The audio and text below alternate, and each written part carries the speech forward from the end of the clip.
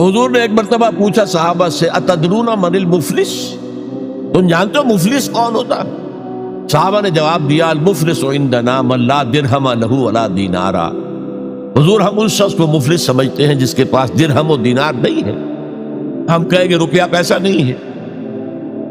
فرمایا نہیں، میری امت کا مفلس وہ ہوگا جو بہت سی نمازیں لے کر آئے گا، بہت سے روزے لے کر آئے گا، بہت سے حج لے کر آئے گا، بہت سے عمرے لے کر آئے گا،